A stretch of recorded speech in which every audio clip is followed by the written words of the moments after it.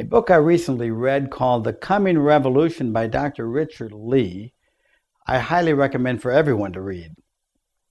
He goes into all the things that led to the Revolutionary War and what happened the centuries before throughout Europe, from all the way back from John Calvin to the Reformation, to Martin Luther, to the revival that swept Europe, that gave our forefathers the conviction to flee here in the first place, and the revival with Jonathan Edwards that swept throughout America, that gave us a sense of unity and understanding the principles of Christianity and how they apply to freedom.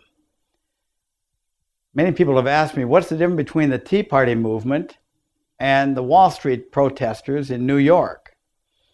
I spoke at the Tea Party event in Washington, D.C., where we had 1.9 million people attend. It was the largest political gathering in the history of our country. The next day, you couldn't see as much as a gum wrapper on the streets.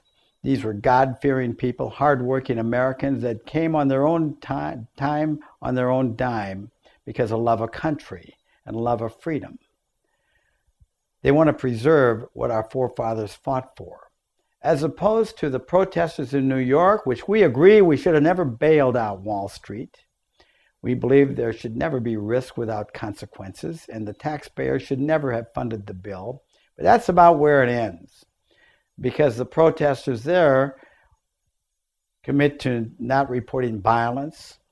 They seem to know every four-letter word except soap and work. And there's like a book written in the 60s, Revolution for the Heck of It. If they overthrow the government, where will they get their welfare checks? And now these protesters are promising violence just to destroy America and businesses throughout wherever they protest. And they don't know what to replace it with, either tyranny or anarchy. We want to preserve freedom. That's what this movement's all about. And that's what we feel the coming revolution in America is about. It's about principle. It's about keeping this one nation under God. It's about allowing people to keep the fruits of their labor. It's about keeping the incentive in America to keep the ladders up. So if you develop your knowledge, talents, and abilities, you can climb as high up that ladder as you want to go. Freedom is not free. It's not even cheap.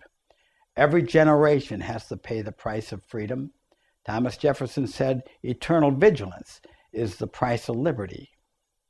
And the tree of liberty must be refreshed from time to time with the blood of patriots. That's the history of freedom. And that's something to think about.